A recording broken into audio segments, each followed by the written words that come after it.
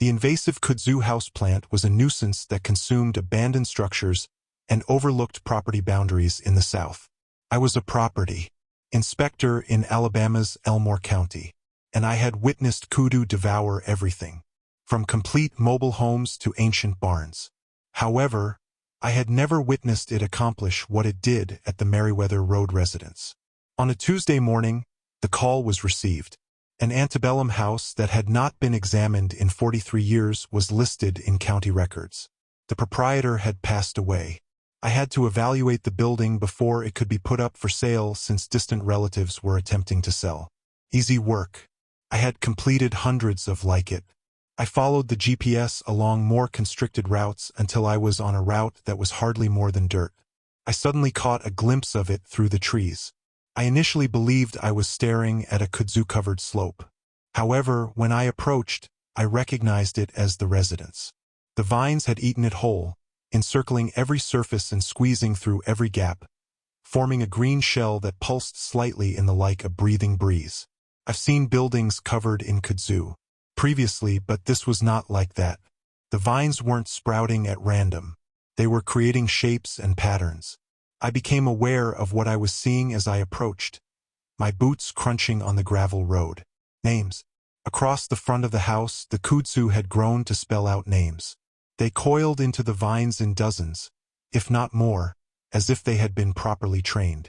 Jennifer Oakes, Marcus Webb, and Sarah Dietrich. Some of them were familiar to me. Situations involving missing persons over time. Unresolved cold cases. Individuals who had disappeared from surrounding villages with no body, no explanation, nothing. I took out my phone to call my supervisor as my hands were trembling, but there was no service. There wasn't, of course.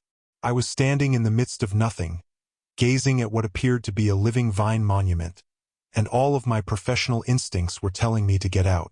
However, I had work to do. Besides, there must be a logical reason, I persuaded myself. These vines had been purposefully planted. A sick monument or piece of art project. I took my machete out of the truck.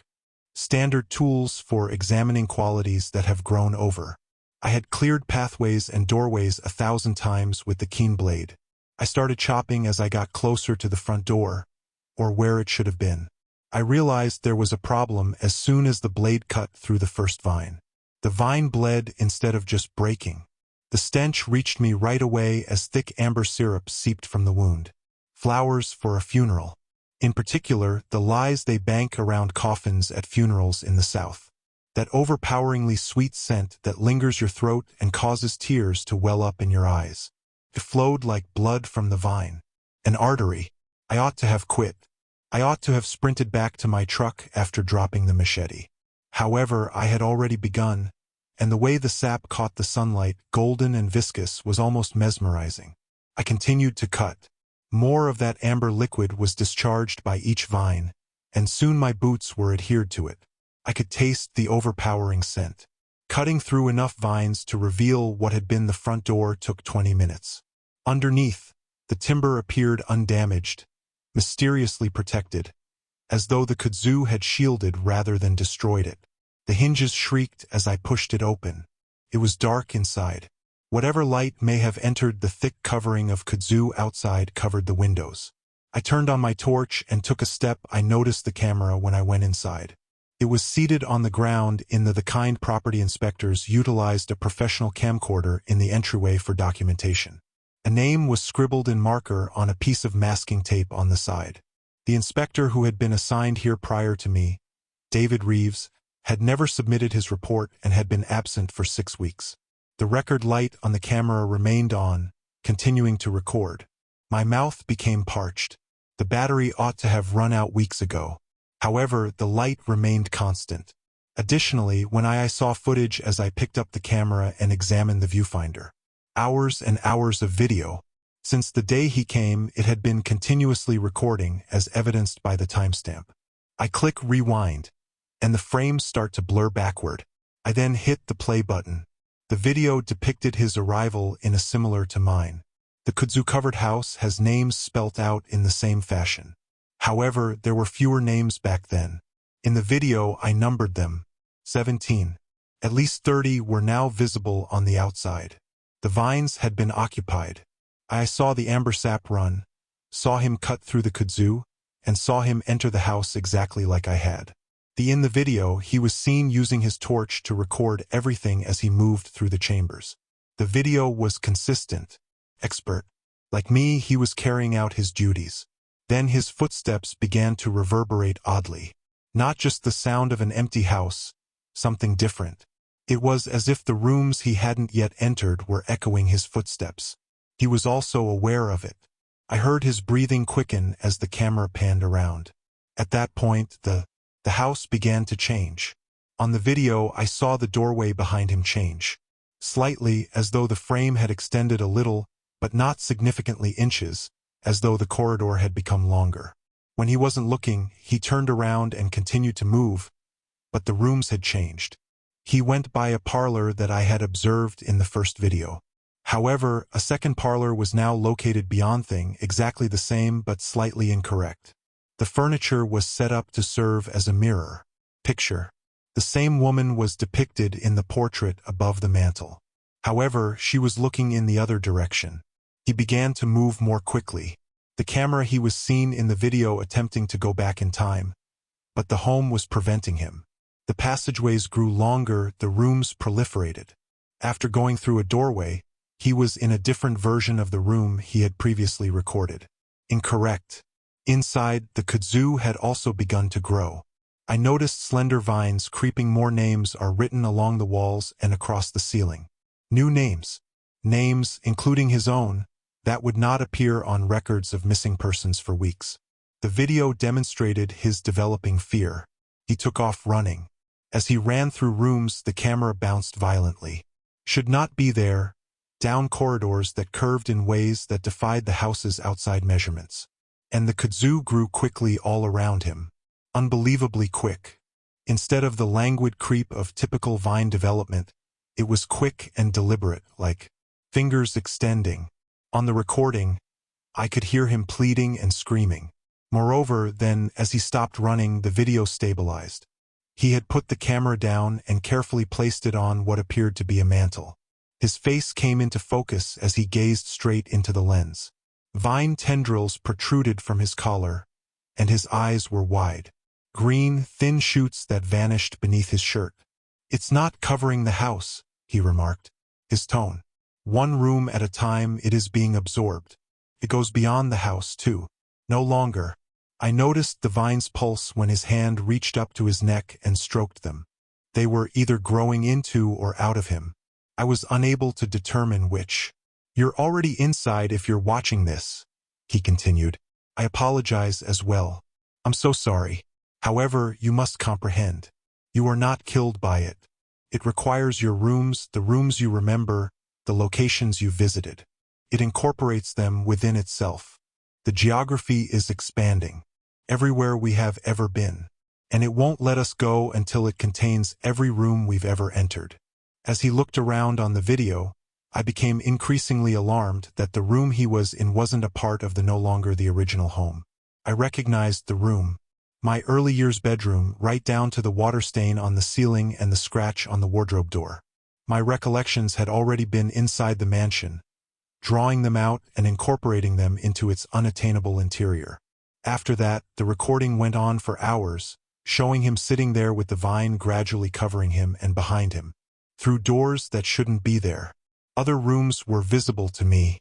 My first flat, my grandmother's kitchen, and the office where I obtained my inspector's license. The residence was incorporating me into itself, memory by memory, room by room. I let go of the camera. It was 15 minutes ago. Since then, I've been searching for the entrance door, but each doorway takes me to a different room from my past. I just strolled through the cafeteria at my high school. Prior to that, the medical room where my dad passed away. Now that it's inside, the kudzu is spreading down the walls and over the ceiling, spelling a name that I haven't yet seen. My own. The vines are grabbing hold of me while I'll record this on my phone. They have a funeral flower scent, and their voices are whispering. Everyone whose name was written is someone I know. Externally, I believe they are still here, currently a part of the kudu, a part of the house. and I can sense it beginning to pull in the direction of every room and location I've ever encountered. The house will need some time to process each and every one of those memories because it is starving for them. My entrance door from my current flat is now visible. It is protruding from the wall before me. The frame is formed by kudu vines, the door knob. I wonder if opening it will reveal my living room or just another version of it. The home will devour another memory. My ankles are now being touched by the vines. They're cozy. They have patience. Additionally, I'm beginning to forget which rooms. The murders at Dinner Bell are locations I used to know, and which ones are actually real. I found myself stuck in a town that didn't want me. I had no intention of staying longer than one night. Just a brief visit is a historic mill town in Georgia. The kind of location you come across on an abandoned roadway and ponder how people manage to live so quietly. On the outskirts of town, my automobile broke down. Just as the sun began to stream gold across the streets. Nothing seemed off. Not yet. Until I heard the bells, that is. There was a dinner bell outside every home. Some were so old that the brackets appeared to be in danger of breaking, while others were covered in rust. However, at precisely 6:47 p.m., the M, 17 minutes prior to the sun setting behind the woods, the town's bells all rung at once. The noise reverberated through deserted streets, and echoed like a warning as it sailed across the river. From the window of my accommodation, I observed uncertain and tense, until the sound ended just as suddenly as it had begun. Inside, everyone vanished. Every door and window was closed. The eye attributed it to a local custom on the first night. The town was ancient. The dusty brick structures that hadn't been altered in 50 years lined the streets. It was like taking a step back in time. And just thinking about it made me anxious. That the motel manager left a covered dish and a letter at my door that evening. Become inside prior to the bell. No justification. Only those 5 words were tightly scrolled. Scribbling and a casserole that I was unable to touch. I attempted to have my car fixed the next morning, but the town's loan mechanic informed me that his schedule was full until Thursday. Monday was the day. He refused to look me in the eye. He said I may take a look around if I desired, but not after dusk. He spoke it as if I should have known it all along. I strolled down Main Street since I had nothing else to do. People did not smile, but they did nod. They seemed to be counting down the hours as their eyes jumped to the sky. I entered the diner covertly, and when the waiter placed a meal in front of me, she hardly said anything. There was static on the radio above the counter. Company, only ever interrupted by the same music every hour and the local news every hour. The same month and year, July 1953, were displayed on a wall-framed calendar. The small television in my motel room hardly had any channels, and it was chilly. As dusk approached, my curiosity turned to fear. I kept looking at the time. The atmosphere the outside became thicker. The insects stopped talking. And precisely at 6:47 p.m., the bells rung. Once more, every window's light flickered on. The curtains suddenly closed so quickly, it seemed practiced. With my heart racing, I stood just at the entrance. For I swear I heard something moving outside on the pavement for a minute. A lengthy boots on old asphalt scraping the ground. I convinced myself that it was all in my head. That the silence was nothing more than the calmness of the countryside. However, I leaned against the wall, until the last echoes vanished and everything felt normal once more. Restlessness prevailed on the third night, over fear. At 6:47 p.m., the bells rung. However, I opened a curtain and peered. Although the roadway was deserted, the yellow mist, a shadow higher than a man, passed through the crossroads as the sun began to set. Its bones could be seen from 50 yards away, and it was incredibly long and emaciated. As if counting windows, it paused in front of each house and turned its head. I gasped. I felt certain that would recognize me. It moved with that intentional slowness that cools the air in a town in the summer. I wanted to go the following morning. The motel phone was merely static when I tried to call for a tow from outside the town. I inquired around, but everyone I closed their doors as they got closer. Even the mechanic advised me to hold off until after Thursday, not even a minute earlier. I began looking for solutions. Behind the ancient, burned-out mill, its shell I discovered a partially buried historical sign that resembled the ribs of a skeleton. In grass, describing a 1940s explosion. Time had obscured the names of the 24 soldiers who had died. The last name was familiar to me from one of the mailboxes near my motel. The pencil-scrolled remark at the base of the plaque, however, was what frightened me. Give them food. Press the bell. Keep the lost in mind. By Thursday, the community was engulfed in quiet that was more intense than the summer heat. I moved in the direction of Main Street as the sun began to set. The light imparted a bruised purple hue, and every gutter, every brick, each swaying branch appeared more alert and sharper. The only person outside was me. That afternoon, the clang of the bells was more than simply metal. Under the ringing, I heard a low sigh that was weak at first and swelled until it was muffled. Everything else. There was a vibration in my ears. The air smelt like blood and old grease. I hid behind a trash can, holding my breath and attempting to remain silent. It was present, the something that came after the ringing. Skeletal, slender, and taller than any man, its 4 houses were covered in shadow. The earth tipped for a moment after it passed. Instant, and I noticed faces pressed against the windows in each home's glass. But eyes wide and terrified, mouths clenched shut.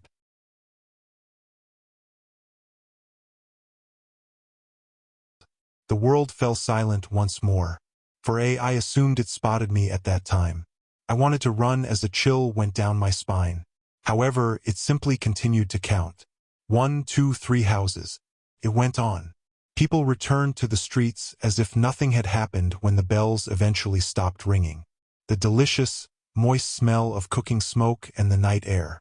Main Street had sprung to life once more, laughing with glasses clinking as if nothing had occurred.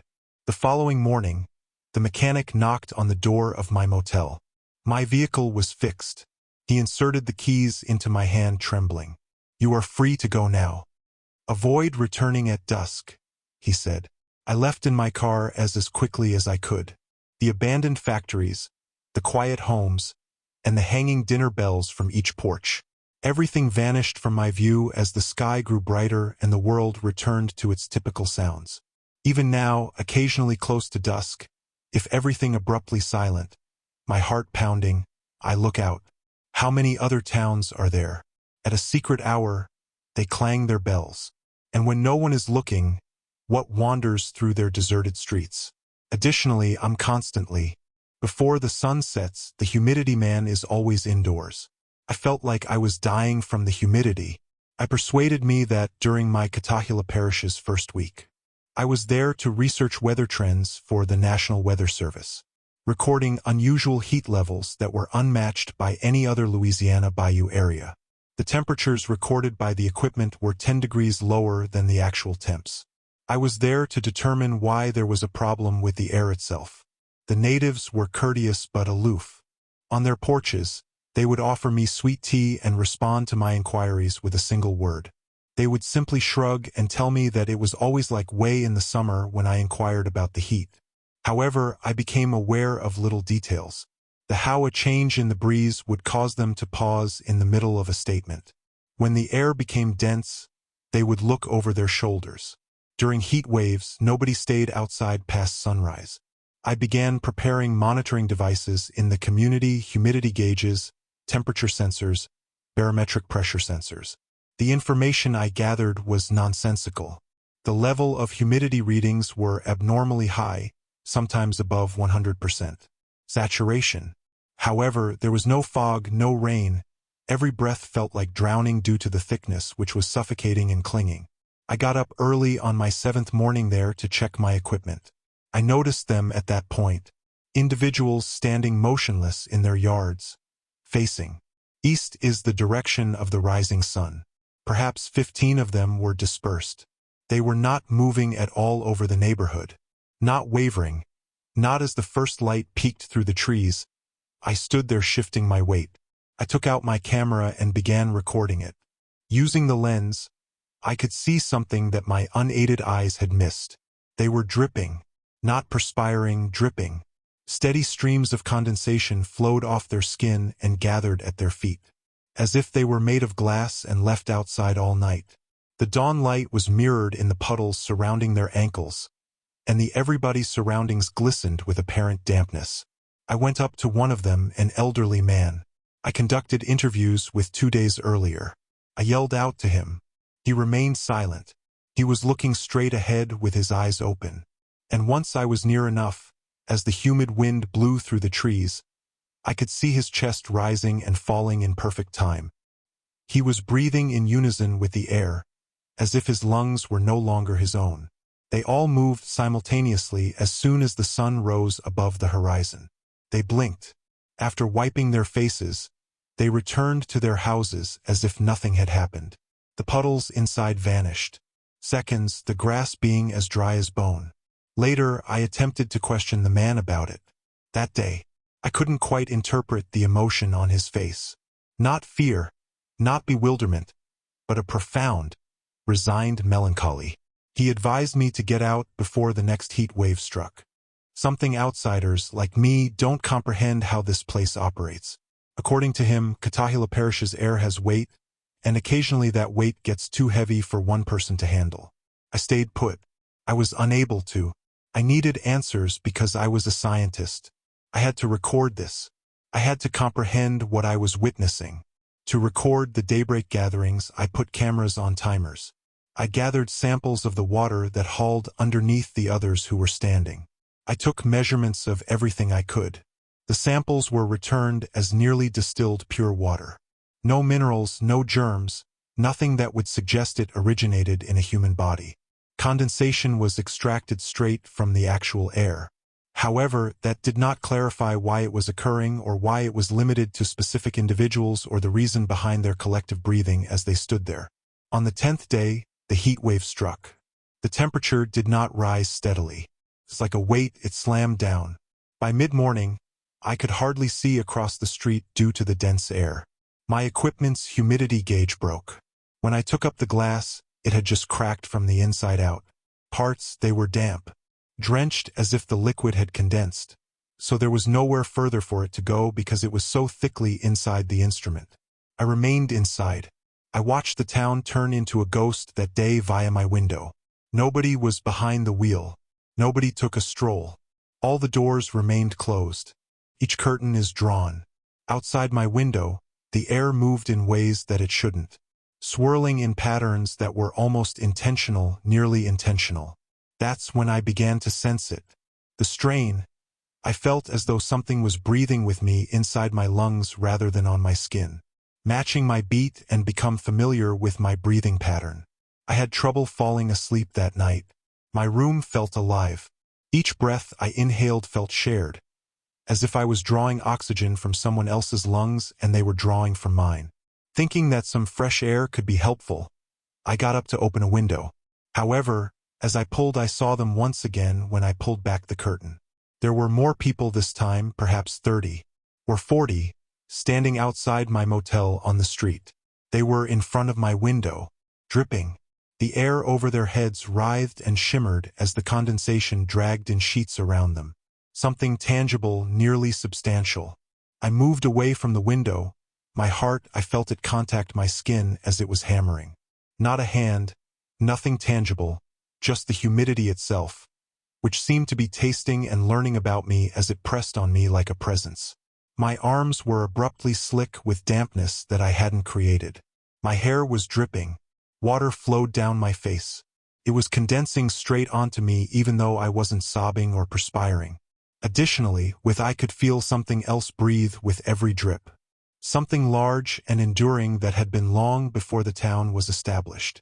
Something that thrived on the heat and lived in the summer air. With trembling hands, I hurried to my car and barely managed to insert the key into the ignition. I was followed by the air. It was oozing from the vents and pressing up against the windows, filling the car with that moist, dense presence. I was a driver. I continued till I was 50 miles away and the air began to feel normal once more. Thin, lifeless, and dry in a sense that was relieving. However, when I submitted my report, I failed to disclose this information to my supervisors. This is what I've been too scared to say aloud. 3 months have passed since I left Katahila Parish, and I get up upright every morning at the crack of dawn. I can't recall ever getting out of bed. I don't recall making my way to the window, but I'm there all the time gazing east. Additionally, when I glance down, water is collecting at my feet. My chest rises and falls in time with something I took back with me. Something I can't see. Something that discovered my breath and refuses to let go. Red clay baptism. It's calling me home, not because I want to. Due to the air in I am currently remembered by Katahila Parish, and it hasn't finished with me yet. Have you ever noticed that some churches make you feel monitored in addition to making you feel guilty? In a small location in Pickens County, South Carolina, I discovered that. In the daytime, if you drove by it, you wouldn't hesitate. A hand-painted sign, a gravel lot, a white clapboard church that was somewhat collapsing on its base, and a shallow red clay pit down the hill they dubbed the baptismal. On winding southern roads, it appeared to be one of 100 old country churches that you would forget 5 minutes later. It was not for faith that I went there. I brought a camera with me. At the time, I was working on a low-budget documentary about vacant seats, aging churches, declining memberships, and fading rural congregations. For months, I had been searching little southern communities for stories, asking the same questions and receiving the same weary, gentle responses. However, people stopped chatting when I brought up the church with the red clay baptismal. They would claim that it wasn't for everyone and that it was set in its ways. No one disparaged it. It was also not commended. They simply avoided the topic as if it were a hole in the ground. They were aware of what to avoid. An elderly priest in town told me about it. If I wanted something absolutely old-fashioned, purely southern, he informed me that they still performed baptisms in the clay pit, so I should drive past the old mine road and search for the white church over it. This deep rust-cold pool was created by pouring water directly onto the ground without the need of a river or tank. Why the clay? I inquired. They say it holds on to what you give it, he remarked with a shrug. The air was heavy when I initially pulled up on a Sunday morning in June. Thick, as if the day was holding its breath, but not hot yet. The chapel was perched on a low elevation, and immediately below it was a sunken, oval pit filled with standing water the color of old wood planks that served as a temporary pathway. Blood. It was surrounded by iron-red clay. Have you ever seen dirt from the south after you know the color, rain? However, this appeared darker, as if something had seeped into it and remained there. The actual ceremony consisted of boring hymns, an excessively long preacher, and a few children fidgeting at the rear. The preacher was a tall, slender man with gray temples and a low voice that never quite matched the phrases. He greeted guests and inquired about anyone in need of rescue. All the standard lines. The eyes were unusual. I was observed, but not in the manner that strangers are typically observed in tiny communities. It didn't feel inquisitive. Measuring was how it felt. I could feel someone's eyes moving over my camera every time I adjusted the settings. My face as if they were determining my place. The speaker declared that there would be a baptism following the sermon. There was a sense of relief in his voice. We have another soul prepared for the clay. There won't be any drama or thunder. I went down to the pit with them. If you've ever stood next to an unsettling body of water, you are familiar with the feeling, that slight retreat from the edge, even if it appears serene. The surface was motionless, but not in a serene manner. It made me think of a scab.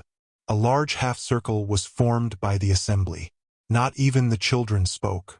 The pastor entered the pool barefoot, and the only sounds were the slight slop and the buzz of cicadas. His knees were barely above the water. It clung in sluggish, sticky folds to his trousers. The individual being baptized also went down barefoot, with their head lowered and their jeans rolled up. I continued to focus my camera on their face, but I couldn't help but notice something else. The bank employees. They all carried themselves in the same manner. The spine upright, shoulders slightly forward, knees slightly bent. Like dancers hitting a cue, 3 or 4 of them made the same little movement as one of them altered. I told myself that was merely body language from the church, a common habit. However, I continued to be bothered by it. The individual was submerged in the water by the preacher. Their face briefly vanished beneath the crimson surface. Like tall grass caught in the same wind blast, the congregation leaned in unison. When the head raised again, the individual I saw it when I gasped and blinked. The slightest alteration, as if something had moved ahead behind their eyes and the original owner had retreated a step. Every other face there had the same expression on it. "Do you have anything to say, brother?" When the pastor inquired, the individual turned to face the congregation and noticed that they were grinning. But it wasn't their first smile. It was a perfect replica of the preacher's smile, with the same slow pushing back of the lips and stiffness at the corners. They spoke, the words sounding good, remembering which muscles to employ. Testimony, thankfulness, but the rhythm seemed off, as if hearing someone read a script in a language they learnt yesterday, correctly pronouncing every word but missing the rhythm. The congregation relaxed after the amen died, but they relaxed as a single unit. A few phrases were taken directly from the speech I had just heard, as if they had hit replay. For the first time I realized, they're not just a congregation, they're exhaling. A system. I came away from that day with excellent video and a negative sensation. The more I viewed it in editing, the worse it became. Not just from the new member, but from other persons as well, I began to see similar actions. The same slow tilt of the head. Unrelated couples simultaneously scraped their jaws. The identical blink was a hair too long. During the discourse, the preacher would make a tiny. Nearly I convinced myself that I was overanalyzing when I saw an invisible hand motion and heard an echo of it reverberate through the crowd 3 or 4 seconds later. I couldn't get rid of it, even though your brain detects patterns when you look at anything for a long enough period of time. I went back and presented it as a follow-up. Interviews, perhaps a longer feature on their distinctive local custom. I kept it a secret from everyone that I had been going over video at 2 in the morning, freezing on faces that, when they thought no one was looking, all seemed to sink into the same neutral expression. When I asked the preacher about the clay pit on the second occasion, he informed me that it had been excavated following a mining disaster in 1931. The earth had always been thirsty, but the old mine, which was located just past the tree line, had long since collapsed. They had filled the hole with water, prayed over it, and from that point on, their baptisms took place there.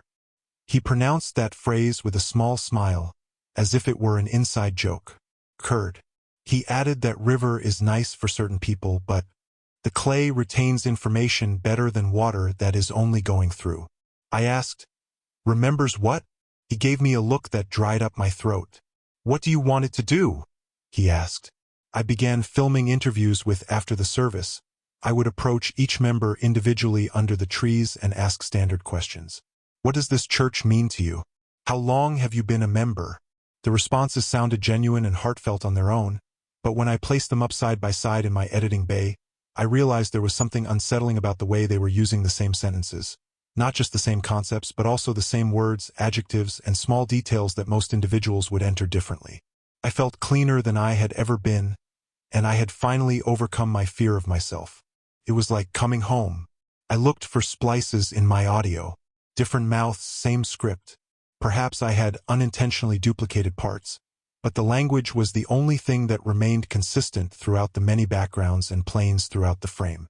I stayed late on my third visit, which was a mistake because there had been a special people were shouting, crying, and clapping from the wash basin during the midweek revival service, which was longer than normal and more emotional.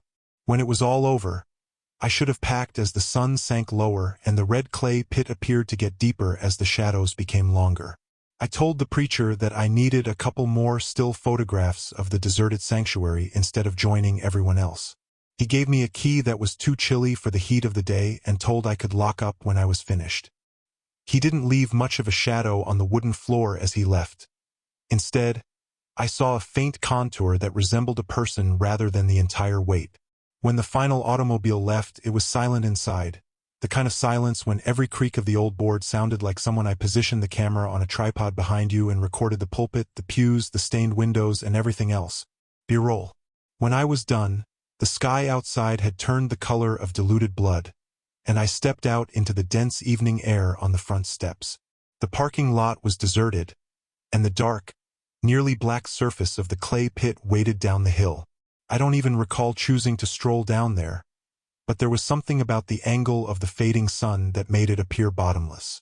With gravel crunching beneath my feet, invisible insects buzzing in the air, and my skin prickling as if I had entered a static field, I suddenly found myself doing it. It smelt more like metal and less like water the closer I approached. I stood at the edge and stared at ancient coins and burning palms, like the first breath you breathe upon entering a hospital. Down. The surface had a modest curve and was motionless but not flat. I leaned closer to see it shifting, as if something was moving gently just beneath the surface. Faces, just the idea of eyes and mouths that are blurry like reflections in bent glass, not clearly, not as you see in a movie. I retreated so quickly that I stumbled on the muddy bank, hundreds of them stacked deep, rising and falling as if breathing. The red water was warmer than my skin, nearly body temperature, and I dropped to one knee as my foot slipped and my palm plunged into it to save myself. Something briefly encircled my wrist. Not fingers, but a gentle tug from all sides at once, and I was struck by a wave of impressions rather than voices. I drew my hand back so forcefully that I collapsed. Fear, relief, and surrender all blended together and pulled through the same tight funnel right into my head. My entire body was covered in red, from my fingertips to my elbow, on the dry clay above. My pulse pounded, but I was unable to grasp the sticky film that held on instead of dripping. When I wiped the water, the air suddenly felt twice as heavy as before. My palm continued to tingle off my jeans. It wasn't numb, but rather alive, like every nerve. I was standing in that abyss in the first dream, which began that night after the ending had been uncovered. The water didn't feel like water, as the assembly observed from the bank. The pastor placed his hand on the back of my head and pushed me beneath. It felt like thousands of tiny, soft creatures were softly wrapping around my legs, evaluating my shape. I saw neither recollections nor dazzling light down there. I saw rooms. My mixed with theirs, not mine or the church's. Kitchens, bedrooms, hospital hallways, hotel rooms, all sewn together into there were people in them. Their lips moving, but their utterances were little more than bubbles rising through a viscous red fluid. I stayed under a bit longer in every dream following that because I knew I should quit the project, send the film I had, and I found myself driving back one day after hearing some sanitized story of resilient faith in small-town America and forgetting that there was a church. More time, reminding myself that the documentary needed a conclusion. The preacher greeted me on the steps as if he had been waiting for me, saying, "You've been carrying something," before I even opened my mouth to inform him that I wasn't interested in joining, that I was only there to record and observe, since sometimes the clay holds too tight when it takes a taste without permission. I heard myself remark, "I just want to stop being afraid of myself," which wasn't what I had intended to say. "That's what this is for," he answered with his slow, old smile. "We don't wash sins away here. We place them in an area where they cannot escape." He led me to the pit as though it were the most natural thing in the world. Without my knowledge, the congregation had assembled, flanking the walkway as if they had been anticipating this moment for a very long time. Their bodies were already in the same slight stance, their heads cocked, and their blinks synchronized. As I stood at the edge, every logical part of me cried me to flee, to get into my car, to get away from the clay, the red river, and these individuals with their similar voices and borrowed motions. However, there was another part of me, the part with the tingling wrist, the part that had felt the preacher extended his hand, wanting to hear what they had done to make living with themselves easier, despite the underlying feelings of fear and surrender. "You've already touched it," he murmured, "and it already knows you. Right now, it just needs your consent. What happens if I decline?" He didn't raise his voice or shift his eyes when I inquired. "It doesn't chase, but it remembers," he remarked. "Clay keeps what it's given. You'll carry that burden with you when you leave. You only experienced a small portion of it. You are aware of the weight of other people's fears. Just picture living with all of your own for the rest of your life. It wasn't claws or fangs that were frightening. Some people could do it, but most couldn't. Or aquatic monsters. It was the temptation, the way my thoughts recoiled from my own memories and leaned towards the notion that they could be held, stored, and slowly digested by something else in return for what? Relief? Consistency. Joining an echo that would never again need to think for itself. I took a step back. Something in the air was broken by that slight move. The agreement on porch light. Don't be as interested as I was if you ever come across a church in the south with a red clay pit in back rather than a river. Avoid bending over the edge. Don't pay attention to what's moving beneath the surface. For something like that to believe in you, you don't need to believe anything. Have you ever moved to a new place and immediately felt that the house knows more about you than it should? That's how the first night in Mon County, Tennessee, felt. Quietly aware, not chilly, nor haunted. Only one key was given to me by the realtor. Actual training. Said it as if it were unimportant. No matter what you do, avoid turning off the nighttime porch light. No justification, no tense chuckle to indicate that she was joking. That's all. After that, she vanished. Gravel-spitting tires, as though she was eager to get away from the house. I assumed it was superstition from a little town. You are aware of the situation. Everywhere has its peculiarities. For good fortune, a plastic owl was affixed to a fence. Nobody ever sits in a certain chair. A road that is off-limits after dark. This was just one of those things, I reasoned. An old yellow light bulb was already humming above the stairs on the porch, blazing even during the day. I promised myself that I would replace it. Eventually. That first night, I didn't even think about turning it off. I had a head full of plans, a drowsy child, a weary wife, and boxes to unload. My daughter was the one who saw the other lights. Around twilight, we went outside onto the porch to enjoy the evening breeze. The reddish bruise of a southern sunset was still visible in the sky as the heat began to fade. She gestured down the gravel road and shoved me. As far as we could tell, every single house had its porch light on. Bright, not just on. Every light bulb in every hue, from delicate yellow to stark white, burns in the sink like a row of tiny, vigilant eyes. There was nobody sitting outside. No creaking screen doors, no swaying chairs. Only the occasional flicker from an internal TV and rows of illuminated porches. The town wasn't quite dead. It had just been sealed. At first, my daughter dismissed it with a giggle. She twirled a moth between her fingers and watched as it flew off towards the light bulb. "Guess nobody likes the dark around here," she remarked. The odd thing was that there weren't many moths. I'm accustomed to lights becoming wings, bug magnets, and more throughout a southern summer. Legs, the tiny fringe of bodies on glass. However, the air surrounding our porch light was nearly empty as it buzzed and blazed. Just one or two faint wings. It wasn't until later that I gave it any thought. That is a recurring topic in this narrative. Things I ought to have considered more carefully earlier. We made ourselves at home. The days were typical. Groceries from a small shop off the highway, work, and school. People were courteous, but any time we spoke for too long. "Y'all got your porch light fixed?" was a common way for someone to terminate a discussion. Or, "You know the rule, right?" which is often followed by that cautious, quiet smile that folks wear to avoid frightening you. After a week, my daughter began journaling. She informed us she wanted to record the relocation, which is the only reason I know that. She enjoyed both words and secrets. At the time, I didn't read it. I wish I had. I was very naive the first time I came close to breaking the rule. Around midnight, half drowsy, I went out onto the porch to flip the switch because the power bill was larger than anticipated. Beyond the worn-out yellow halo formed by the bulb, the yard was completely dark. It appeared serene. I thought that was cool. This is absurd. It's merely a light. When I heard it, my hand was already on the switch. There was a stillness, a sudden inhalation from someplace in the darkness. But it was neither a voice nor a complete sound.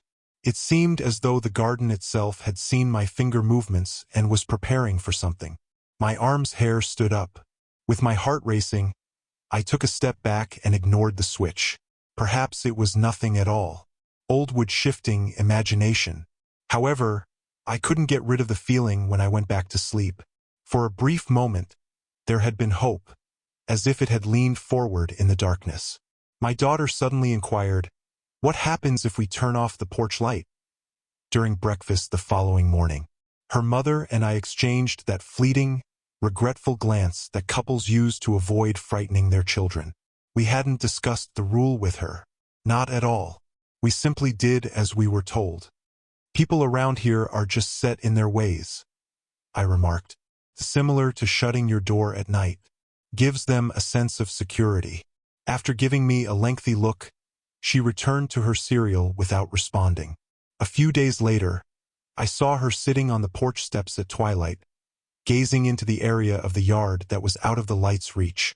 The point at which the illumination ceased and the actual darkness started out sharply, almost unnaturally.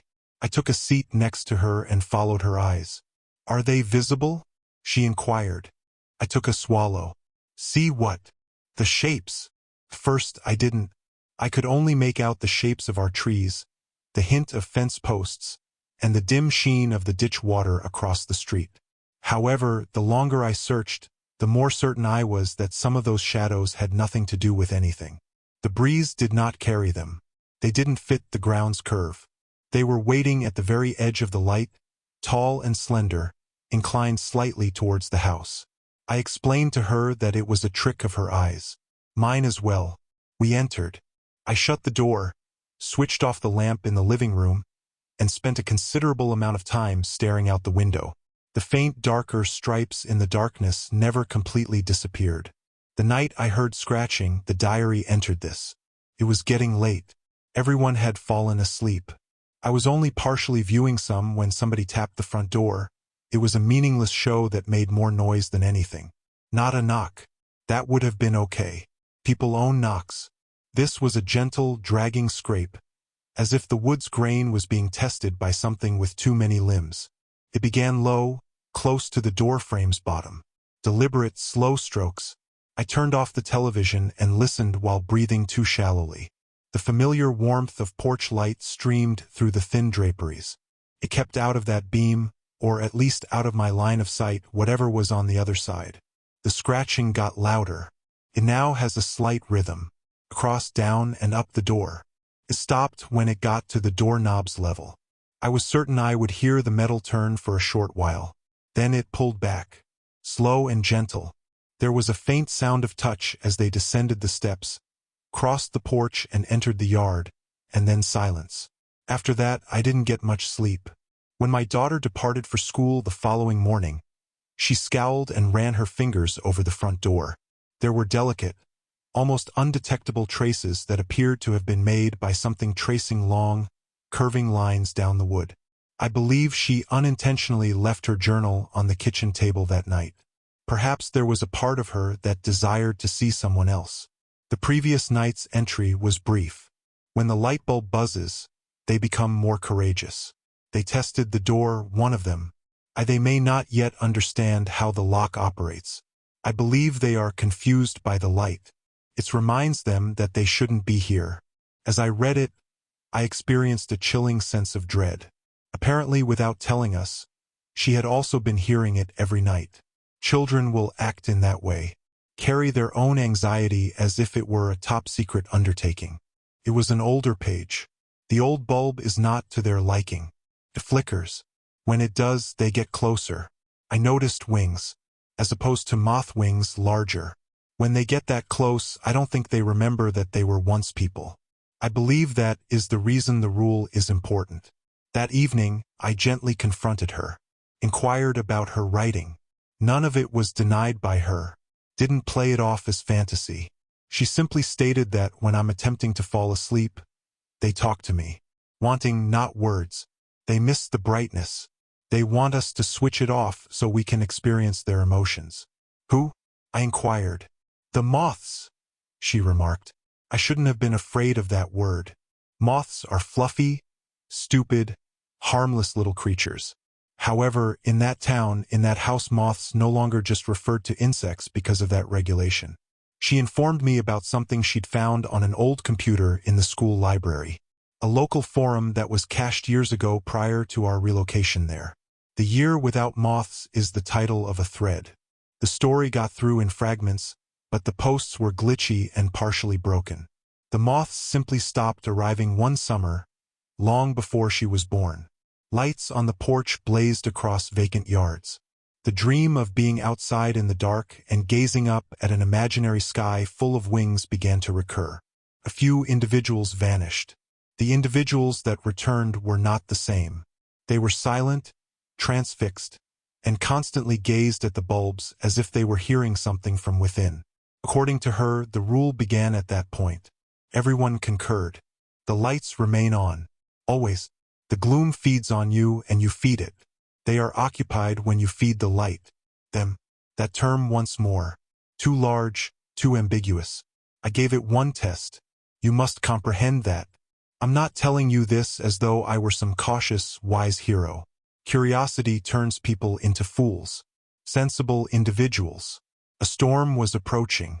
You could, before it spoke, feel the thunder and smell the rain. There were 2 flickers in our power. Every time the porch light went out in an instant. Every time something changed outside. It sounded like 100 dry leaves dragging closer, scraping across concrete. When the power leveled out, I stood in the hallway, staring through that thin curtain at the glow on the porch. I was tired of rules, of secretive neighbors, of feeling like I was renting fear from the previous generation. So I did it. I told myself I would count to 3, flip the switch off. Look, flip it back on. Prove there was nothing there but my imagination and a story that got carried too far. I didn't make it to 3. The instant my fingers brushed the switch, everything went quiet. Not just in the house. Outside too. The crickets ceased. The far-off dog I'd been partially hearing became silent. Even the hum of the refrigerator seemed to brace. There was this awful, eager awareness pressing at the walls. Not knocking, not demanding, just leaning, waiting for me to do the rest. I left the light on. Life in the town became a kind of truce following that. Daytime was usual. Work, school, grocery runs punctuated by reminders from locals. Storm coming. Check your bulb. Hardware stores got spares half off this week. Nobody explained why. Nobody was required to. Evenings were distinct. The house felt like a ship drifting on a pitch-black ocean at night, full of objects that gave you a slight bump on the hull to indicate their presence. On certain nights, you could hear faint knocks against the window panes. Not made of glass rattling, merely a soft, steady tap. You would see pale if you looked out too long. Forms that hover just outside the light circle. Too big to be moths. Their wings didn't flutter.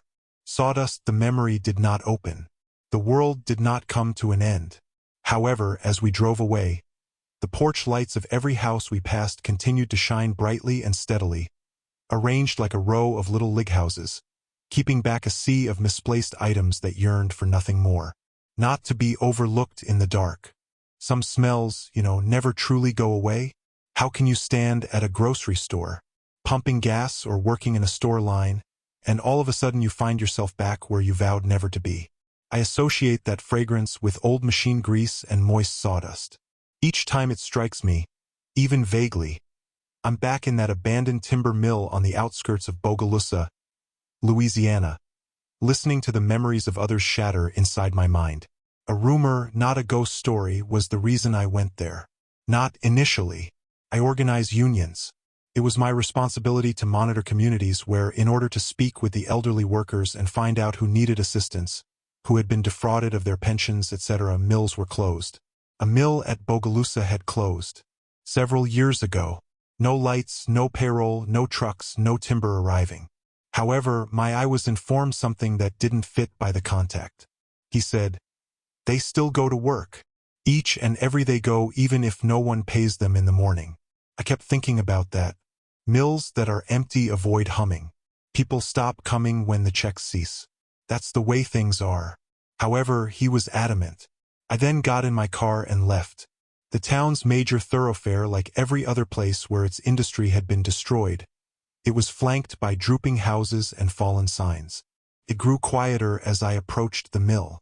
Not tranquil and serene, the kind of like entering a place that has been waiting for you, where every shoe scuff sounds too loud. The mill itself was quite large. A long, low skeleton of wood and metal. The majority of the windows were broken. The large entrance gates were ajar. There is no guard shack in operation. There are no signs warning people not to go outside. I anticipated seeing a few of old-timers going around, maybe kids sneaking into smoke. The parking lot was packed, which surprised me. The vehicles weren't brand new. The lot wasn't deserted, but they were the kind you keep running with duct tape and obstinacy. Sedans and trucks were arranged in the same deteriorated areas.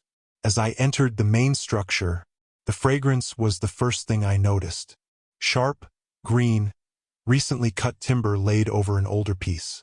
But nowhere was there any new timber. There were sawdust instead of logs on the conveyor, trucks unloading, or piles of fresh boards, drifting like beige snow drifts in some areas, ankle-deep in others. And individuals, some wearing t-shirts, others old work shirts, they went slowly among the machines, all covered in a fine dust that stuck to their skin. A man walked by me, his muscles straining as he pushed an empty pallet jack. Another was standing at a dead control panel, mouth moving as though counting as a hand hovered over a switch that was taped in the off position. There were no machinery operating. Belts were loose. The workers moved as if everything was clanging and roaring around them, but the blades remained motionless. It was similar to seeing a silent performance. I called out a welcome and cleared my throat. A few turned to face me, nodded as if I was arriving late, and then immediately returned to their tasks. No one appeared shocked to see me. However, no one appeared to be completely present either. As if they were waiting for a cue, their eyes would move past me and then focus on a stationary point in the air. After a while, an elderly man shuffled over and wiped his hands on his already filthy trousers. I informed him who I was with when he inquired. Something in his posture somewhat relaxed as I spoke the word union. "Have you heard about the back pay?" he inquired. I answered, "That's part of it. However, there is no longer any job here. For what duration have you all been arriving in this manner?" He narrowed his eyes in thought. I had never seen sawdust in his eyebrows before, as though it had spent years establishing itself there. Finally, he said, "Because they turned off the electricity. Couldn't be left like way. That wouldn't be correct." "Leave what?" I inquired. He remained silent, simply jerked his chin. I was instructed to follow them as they moved towards the deeper section of the mill. Through sheets of hanging plastic that cracked when we moved them aside, we passed dead equipment beneath corroded trusses. Everything was covered in sawdust the deeper we went. It adhered to the walls, heaped on surfaces, and lay on the floor in thick blankets. As the dust moved, the sounds of my footfall gradually filled up behind me. At what must have been the center of the operation, we came to a stop. A huge old saw queue. Even though the blades had become dull, they still had a hungry appearance. Above it was the control booth, a glass box covered in decades' worth of dirt. The majority of them perished there. The man spoke softly. Back when everything was still operational. Cables broke, logs jammed, people slipped, and if you don't feed the mill properly, it will chew up anything you feed it. He grabbed a double fistful of sawdust off the ground. I observed it move between his fingers, delicate and exquisite. He handled it with a sense of reverence, as if he were working with something holy. "Have you ever noticed?" he said, "how sawdust smells more like the tree than the boards do?" I gave a nod. Yes, it did. Sharp, lively, and fresh. "This dust is older than you," he remarked. "Even older than me. A portion of it dates back to that week. From those men. It was not swept out by anyone. No one removed it. After turning off the electricity and walking us all out, they left it exactly where it had fallen." His eyes were suddenly harsh as he looked at me. "Have you ever considered the final item in a when a saw takes a man's head? The last thing they regret, see, or feel. Do you believe that simply vanishes?" I didn't respond. He didn't hold off. He said, "Step wrong in here. It's palpable." He motioned for me to leave. My boots. After a moment of hesitation, I unlaced them and descended onto the sawdust. It was warmer than it ought to have been. Not like dirt, yet soft. More like to entering something that has been resting, and when I applied weight to it, it woke up. "Go a little," he said. "Check to see whether she wants you to know anything." I initially believed he was playing tricks on me, accustomed from the area to confuse outsiders. My socks sank in as I took a few steps. The particles stuck to my ankles and crawled up between my toes. Then I sensed it. It was like a flicker of someone else's dream. It felt like I was looking through someone else's eyes while standing on a catwalk. The air was hotter and thicker. There was a roar from the machines. A log was tumbling, crooked and battling the track as it came down the line. A hand reached for a lever that was stuck for just a second too long, and I felt a shiver of panic go down the spine that wasn't mine. There was a brilliant, ringing, horrible sound as the wood rolled and jerked, and I stumbled back out of the borrowed body and out of the memories. My heart was pounding. My hands trembled. My mouth was coated with the taste of metal. The man said, "You felt it. It's not a query. What was that?" I succeeded. He glanced at the sawdust that surrounded my feet.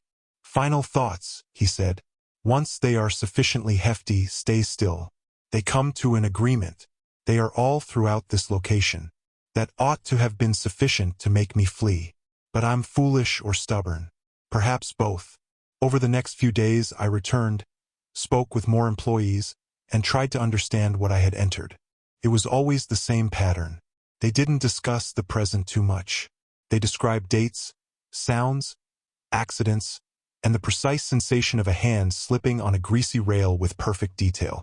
They talked about smashed ribs and lost fingers as if they had seen it yesterday. When I inquired about their life outside, there were gaps in the mill. They were unable to pinpoint it for years. With the exception of the locations where someone had passed away in front of them, it appeared as though their personal timelines had corroded everywhere. On the third day, I had the courage to climb over the main saw and into the control booth. Up there, the air was hotter, stiller, and stagnant with perspiration and old smoke. There was a heap of sawdust on the floor in the corner, where a person's boots would have scuffed it on weekdays for decades. But the panel itself was dead, gauges frozen, and switches rusted in place. I waited while kneeling and inserting my hand up to the wrist. The world vanished. I was seated in a chair that had vanished, my hands flying over controls, my eyes wet with perspiration. On the line, a log became stuck. Someone called out across the den. I noticed a young child, maybe 20 years old, too near the chain, also near the feed's rolling teeth. It didn't catch quickly enough when I hit the emergency stop. I could feel the scream in my bones more than I could hear it, and I will never forget the red spray that fogged and streaked across the glass. Then there was quiet, not in the recollection but in me. My heart was racing so much that I felt like I was going to pass out when I returned to my own body. Sawdust still covered my hand. The area around my fingers was moist. "Do you see it?" Behind me a voice spoke. I turned. Another employee was standing in the doorway, staring at me with a mix of sympathy and something more. Something similar, envy. He tapped his temple and remarked, "We have stories in here that nobody asked us about.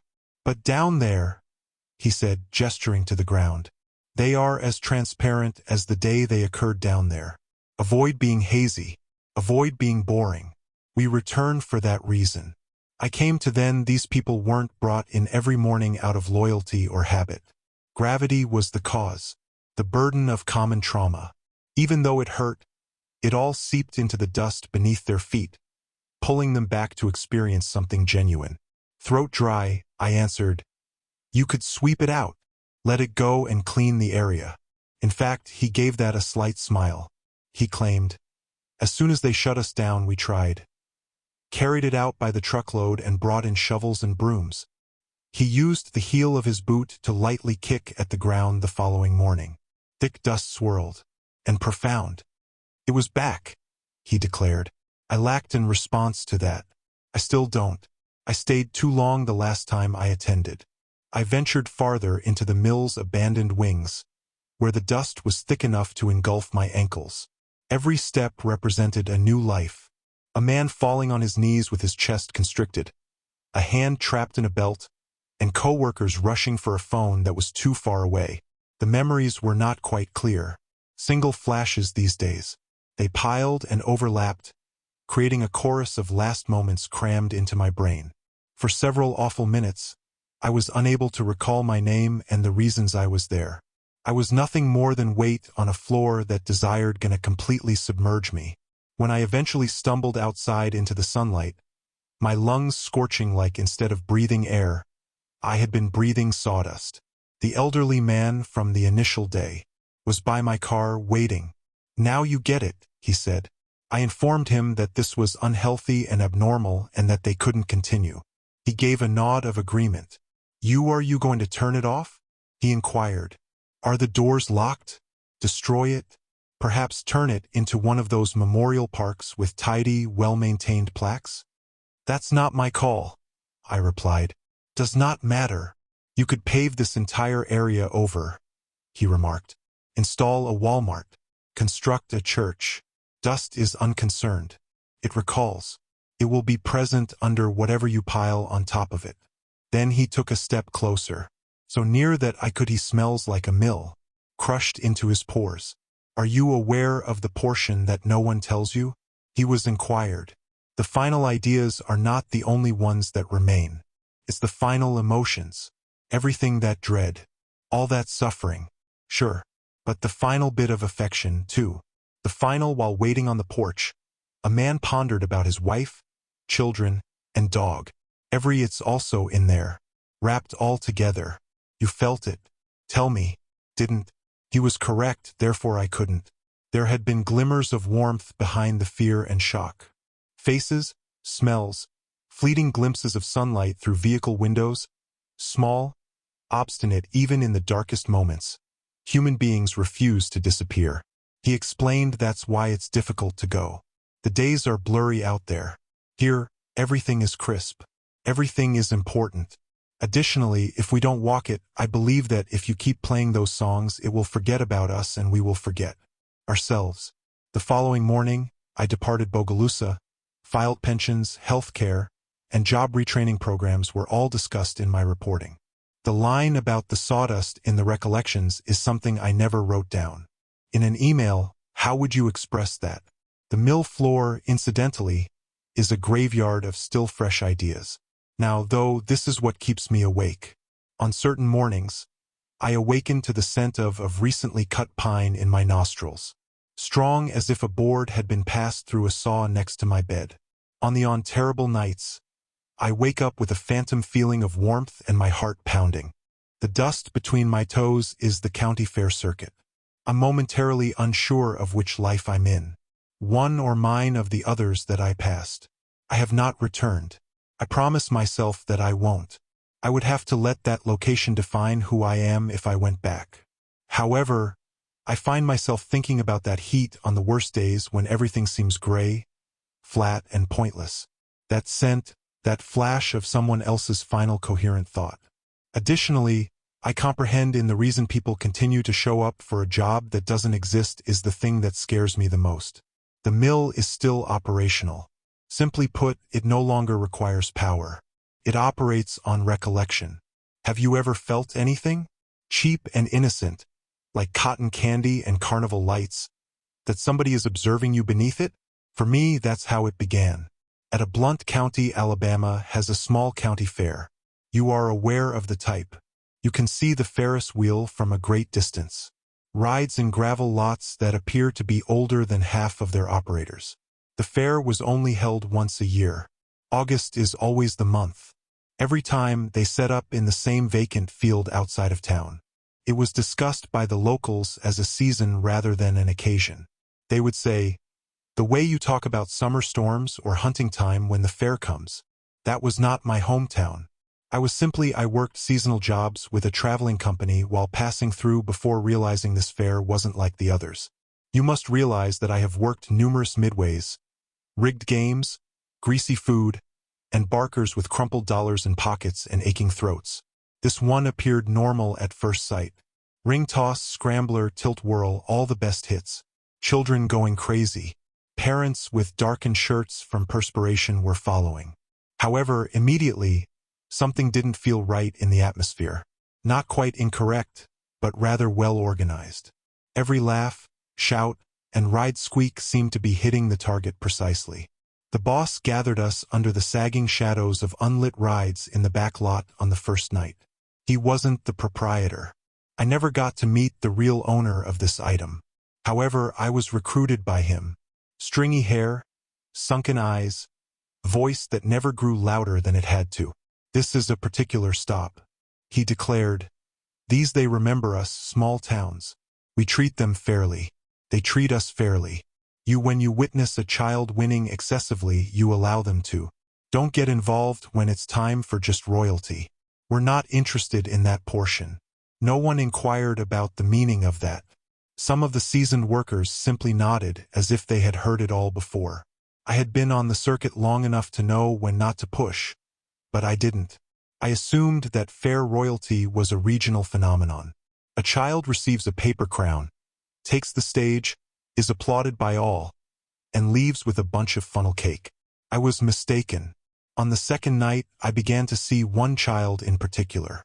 One is always present. The one that all games curiously adore.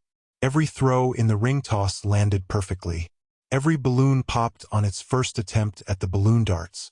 Use a softball to topple the bottles at my stand. This child threw, and I saw the ball bend in midair as if it had been prodded by something invisible. Every time, the bottles fell with a flawless little crash. It's true that some children came near and earned prizes, but this one didn't miss, and nobody voiced any complaints. "Looks like we got a lucky one this year," parents added, grinning and applauding. With his hands in his pockets and his gaze blank, the boss observed from a few steps away. Everyone was aware that this was their fair royalty by the time the sun had set and the sky had turned a deep southern purple. They made no effort to conceal it. Every crew member waved the child on with an almost relieved grin while they ate and rode for free. "It's time to crown this year's fair royalty," the announcement said over the crackling PA. On the halfway point, everything stopped.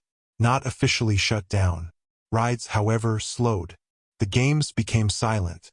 In the middle of a word, conversations stopped.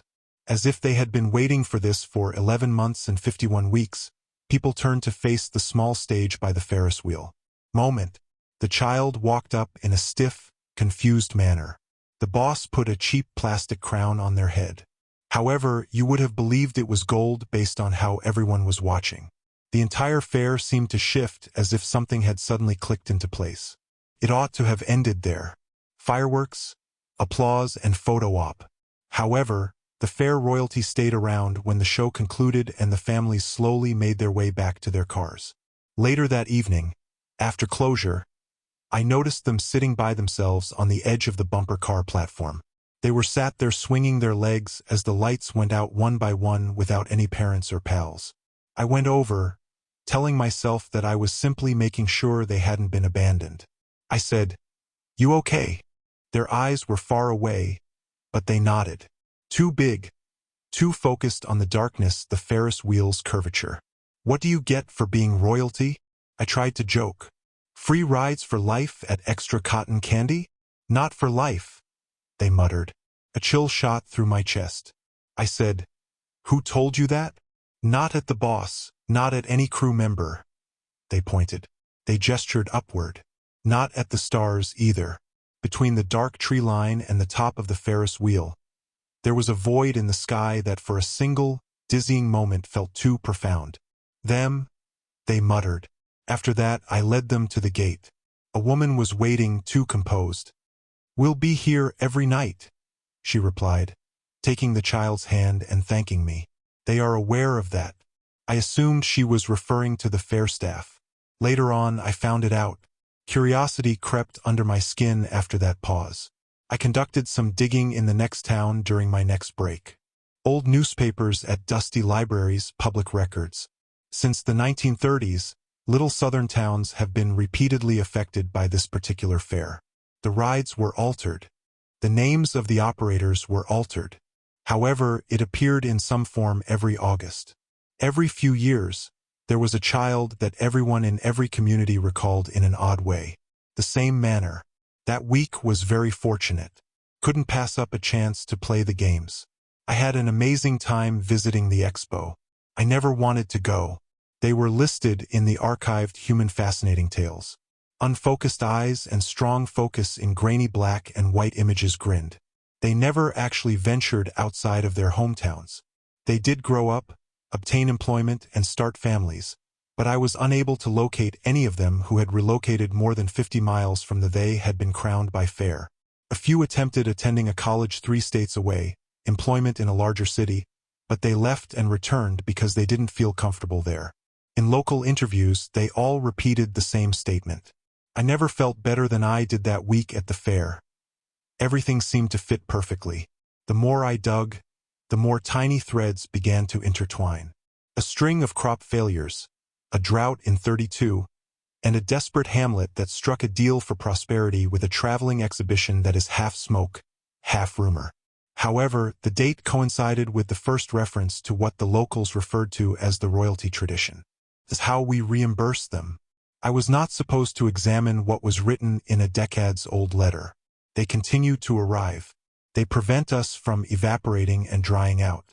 Every time, they simply ask for one that belongs here. One that endures.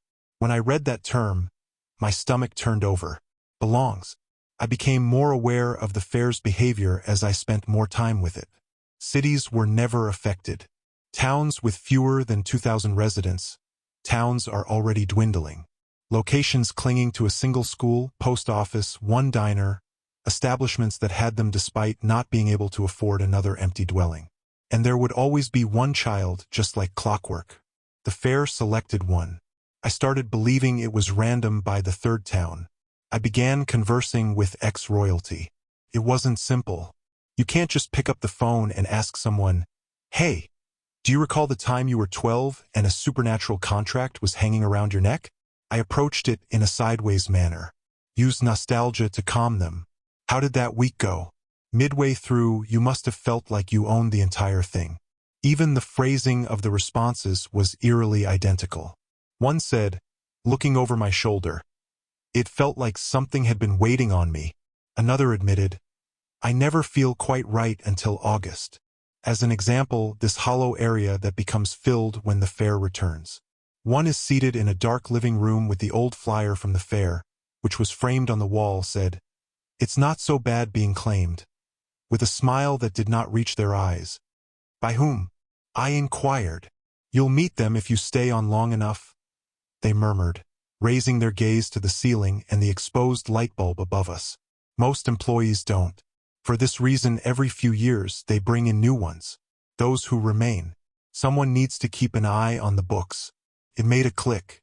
Then there was no recruitment of children at the show. It was building up on something.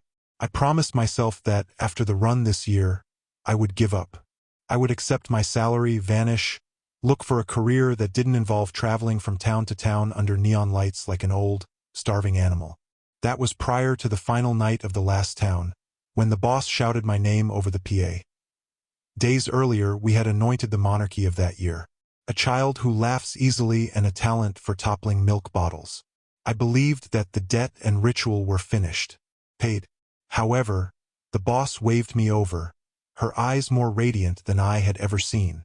He said, "Midway office. The owner requests a word." The owner never, I thought. He interrupted, "Tonight's special. You've worked hard. They've been enamored with you. It's time to observe how the banger is prepared." I wanted to say no with all of my heart. However, I strolled up to that dilapidated office trailer at the far end of the property under strings of lights that had a slightly off-key hum. It was colder inside than outside. Too awesome. The air had an ozone and old paper smell. Ledger books and filing drawers were piled from floor to ceiling along the walls. The boss shut the door behind me, and the fair's sounds were muffled. A thick leather-bound book with half a page of names and dates was open on the metal desk. Column after column of little handwriting spanning decades.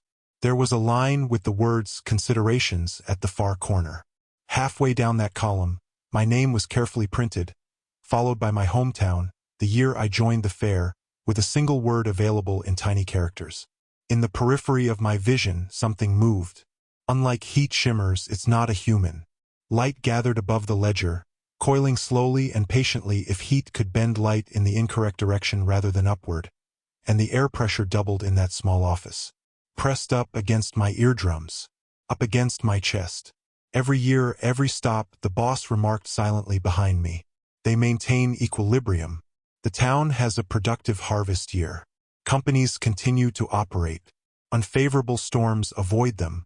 Nobody sees small miracles, gives it some thought. We also assist them in remembering their obligations. Names are recorded in the book. One is circled.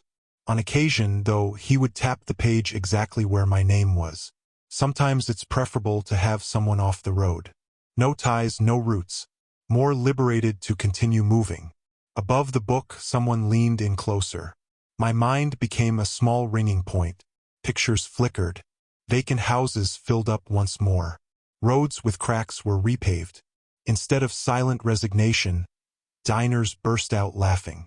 Towns that, year after year, refused to perish because their load moved with them. It's a decent gig. You don't die, the boss declared. Not precisely. You simply fit in. To them, to the circuit, to the route. The Ferris wheel creaked outside. After a brief moment of warping, the music began to right itself.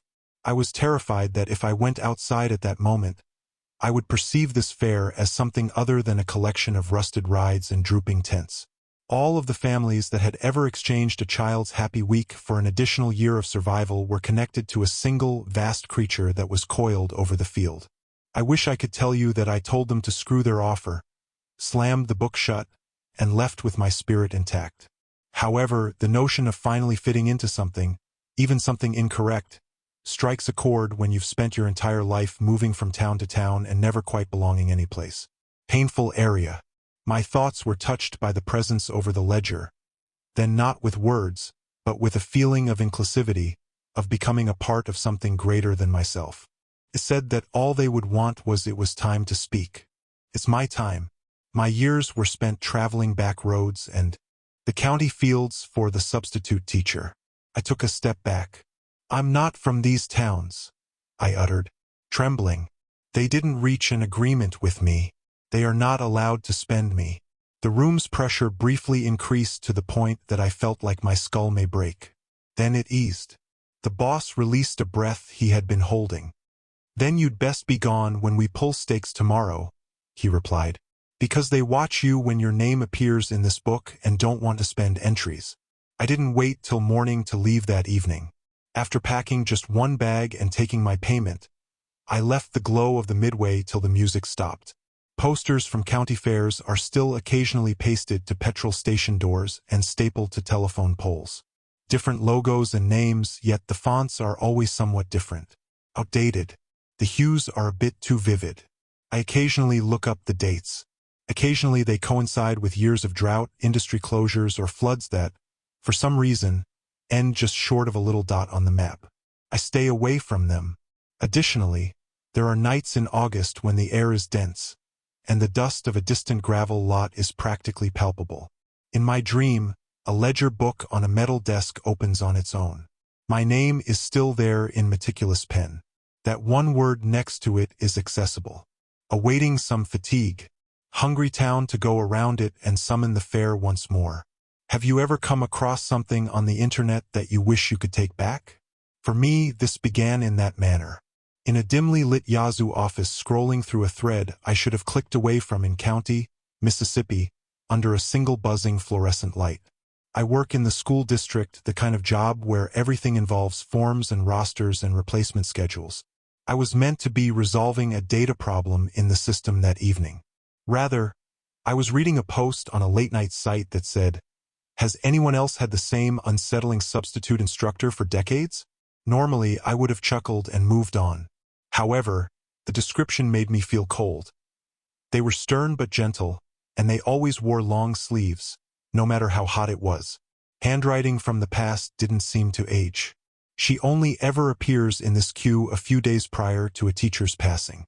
I initially believed it to be an urban legend, a tale that educators used to frighten one another. Then, Yazoo County, my schools, and my subs were specifically named in one of the comments. I opened the district's substitute database by minimizing the browser. For the most part, it was dull. Young, local retirees, a few longtime employees, and recent graduates were waiting for full-time jobs. I browsed, eyes half-glazed, till I noticed it. I saw the last name in the discussion. The first initial and spelling are identical. I selected the profile. The field for the hire date was empty. Not new, not old, simply blank, as if the system was unable to determine when she was added. Just a note, no address, no phone number. Preferences: elementary schools. Outstanding control in the classroom. Accessible at short notice. My skin tingled. I looked up her name all over the system. She was all over the place. Filling in for 2 days at one school and a week at another. At times maths, English, at times art, at others. No trend. At least not one the human eye could see at a look. I told myself that I was being absurd. I was seeing connections where none existed because that thread had gotten into my thoughts. However, once you discover something like that, it is impossible to ignore. My eyes searched for her name each time I printed a weekly schedule. I then noticed the initial coincidence. She taught a 5th grade class at one of our older elementary schools one Monday. The regular teacher was absent due to illness. That teacher passed away at home 2 weeks later from an unexpected aneurysm. Random and tragic. Everyone agreed. Before I looked up the history 2 years prior, I was on the verge of believing it. 2 weeks prior to the teacher's deadly car accident, that same substitute had filled in for a 3rd grade teacher at the same school. From there I went backward. The more time I delved, the less coincidental it seemed. From the late 1990s until the 1980s into older paper files that someone had digitized long before I was born, followed by scanned records from the 1970s. Her name continued to surface. Different grades, different schools, and always a brief stay never longer than a couple of weeks. And repeatedly, within a few days or weeks of her, unfortunately, one of the building's permanent teachers passed away. Heart attacks, wrecks, a house fire, a woman killed by her husband, and a person who vanished into the woods. Not necessarily the person she filled in for. Sometimes a coach who shared lunch duty with her, sometimes someone across the hall, but always in the same building, always immediately following her visit. At one point, my hands were trembling so much. I had to pause and place my palms flat on the desk. The yearbook pictures were the item that truly destroyed my heart. Old yearbooks are stored in a locked cabinet at the main desk. I explained to the secretary that I required them for archive confirmation. Really, I wanted proof my brain was lying to me. One by one, I turned them over. 1973, 1981, 1994, and 2006. Teachers and employees group pictures. Adults in awful suits, grinning. Big collars, shoulder pads, feathered hair, and everything else. And there she was somewhere, usually on the frame's edge. Same stance, same serene, aloof smile and hairdo. If she grew older, it was gradually, so they are so tiny that the human eye may easily overlook them. My breath caught. Her visage briefly appeared to hop across decades, precisely superimposed, as the fluorescent light above me wavered. It resembled seeing a single individual printed on various backdrops. You are aware of how it feels when the world tilts slightly and you come to the conclusion that the laws you believe to be in place may not be the true ones. That's what struck me while I was kneeling in that office with those yearbooks open. I convinced myself I was mistaken, that 2 educators shared the same name, that the black and white texture simply made the images appear similar. I told myself anything I could think of, yet I returned to that thread that evening. People from many states were now describing her in more remarks. She appeared exactly the same, according to several who claimed to have seen her decades apart. Others claimed that she consistently gave them incorrect lessons. History that deviated from the textbook. Maths that felt correct but didn't stack up. Science pertaining to impossible things. I returned to our teacher reports, which are the incident notes that are filed following substitutes. The majority were unremarkable. The class behaved. The lesson has finished. However, there was a line that occasionally made my skin crawl. Pupils are uneasy. Subjects not included in the curriculum are taught. Quiet in class. Children who are abnormally distracted by the ceiling and windows. Sub didn't use notes when speaking. Sub declined to follow the instructional plan. Children were told, "You won't need this where you're leaving." I'm not sure if this is a joke. I read till my vision became blurry. My daughter then brought a story home. She attends a different primary school from the ones I had been researching. Between bites, she remarked during dinner. "We had a new substitute today," she wrote. "Funny." I said, "Funny how?" "As if the letters were holding hands," she remarked. She also informed us about a conflict that never took place. According to her, there are cities that simply vanish and are only remembered by those who record attendance. Halfway to my mouth, my fork froze. "Did she give you her name?" As lightly as possible, I inquired. Yes, she did. The name was the same. I pulled the itinerary for the following week that evening. It was there in black and white. On Friday, the substitute was once more assigned to my daughter's class. I looked through the news archives. The teacher in that room was in good health, in her mid-30s, married, had 2 children, and showed no symptoms of illness. For a long moment, my hand lingered over the phone. What was I going to say? "Hey, I believe your replacement is a death omen of some sort. Perhaps make a sick call." Forever. There are no protocols for this. No form is available for filing. Rather, I took action.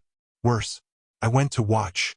I informed the principal that I was doing a regular assessment of our subpool. It wasn't a total fabrication. I put on a visiting badge, signed in, and proceeded down the hallway I had previously been in.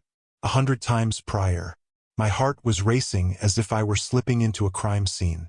Have you ever noticed a shift in temperature as soon as you enter a door? It felt like there was more air in that classroom. It felt more like the space was filled with something invisible that parted just enough to let me in, rather than being frigid. She was present at the board.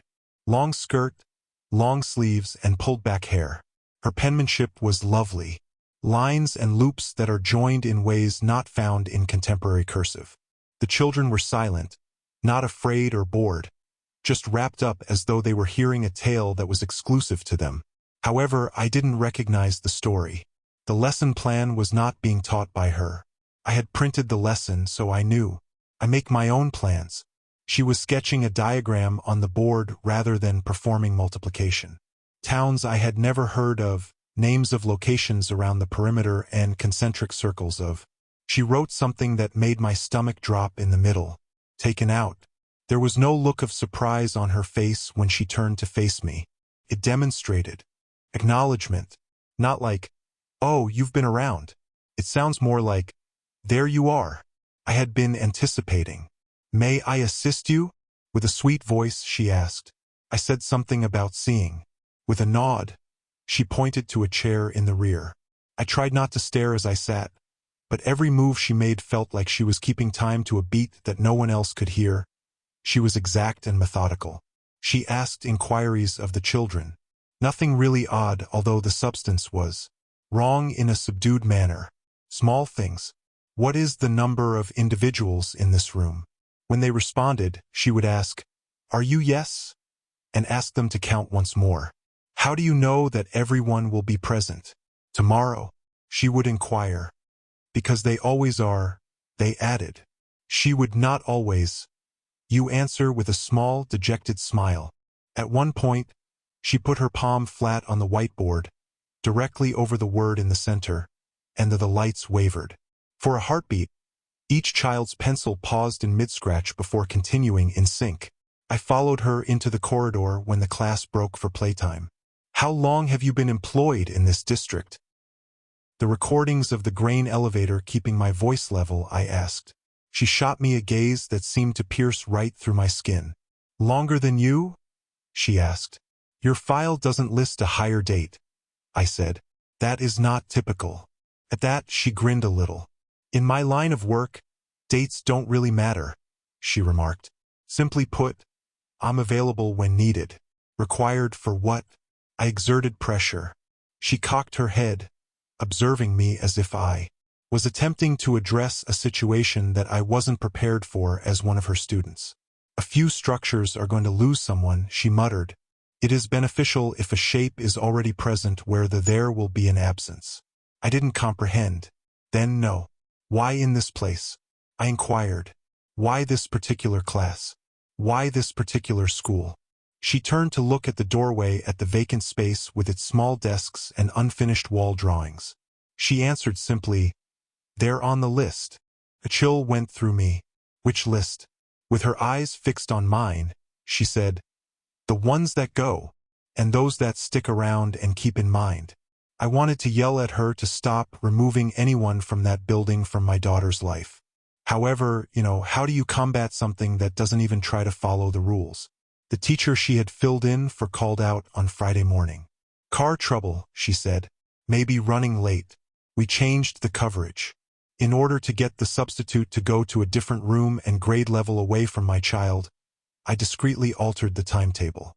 It was like stepping off train tracks at the last minute, defying fate. 10:17 a.m. In the cafeteria, a ceiling tile collapsed due to an old leak that had not been addressed. The other class's lunch table was struck by a heavy, wet panel. We were fortunate. There was just one adult in the direct route, not the instructor of my daughter. The substitute. In order to catch up on grading, she had traded lunch chores with the other teacher. Later I found out that information traveled quickly and thinly like rumors. It was referred to as a freak accident by all. Maintenance error, an impending lawsuit. I was the only one who mentioned the substitute's name. When I anticipated seeing her listed when I obtained the emergency incident report the following day. She wasn't. In the system, her line indicated that the assignment was void. No demise, no file note, accident. She appeared to have never been there at all. However, I recall how the children discussed that week. They claimed to have had a substitute for some time, even though it was just 2 days. They said that because they weren't a part of the group, she had told them things they couldn't repeat. Curriculum. They said that she had simultaneously written on the board with both hands without seeing. Even though my daughter was in a completely different class that morning, she still sobbed when she woke up that night because, for a brief while, half of the cafeteria felt thinner. That there should have been less spacing between the individuals. I have no idea what she is. A sign? A stand-in? A shape that enters a room just before someone passes away, saving the cosmos from having to leave a void. What I am aware of is this. We still have her in our system. Her name is still available for assignment on the sub-roster. When someone calls out at the last minute, the algorithm automatically recommends her. I always override it when I see that. I entered a different name. I shuffle schedules, ask for favors, and take every precaution to prevent her from entering the rooms where my daughter learns spelling, arithmetic, and state names. Bending something that doesn't want to bend feels like cheating. On other nights, I lie awake wondering if I've just moved the target from one corridor to another or if I've condemned someone by protecting one room. Someone else's. Because if I've learned anything from looking at these files, it's these dispersed incident reports, old yearbooks. She consistently receives a classroom. Additionally, there is always a day marked on a calendar at some institution that before a stranger with flawless penmanship and long sleeves enters and says, "Good morning, class." No one knows they are approaching. I'll be here for a short while. Have you ever heard a voice that shouldn't be there? For me, it all began with a grain elevator in a small Arkansas hamlet along the railroad lines. Most maps don't bother labeling. From the roadway, it was one of those tall concrete structures. Stained and windowless, it towered over fields like an abandoned monument. I wasn't there for formal business. On a road trip, I was simply passing the time, restless, and drawn to historic locations that seem as if they have more memories than they reveal. At the petrol station, the locals informed me not to bother approaching it. One of them said, "Bad vibrations," half joking, "but the eyes aren't." That was sufficient to get me to leave. The lift was gated off, but there was a hole in the fence where the metal had been cut and twisted back. Weeds had expanded by the connections. No one has made a great effort to keep them out. The air inside that ring of concrete felt colder the closer I came, despite the fact that everything else was being baked by the sun. It was so quiet that you could hear your own breathing too loudly. Each step reverberated a moment too late. It sounded like it was coming from somewhere, deeper than the surrounding concrete. The main room contained a cavern of shadows and dust.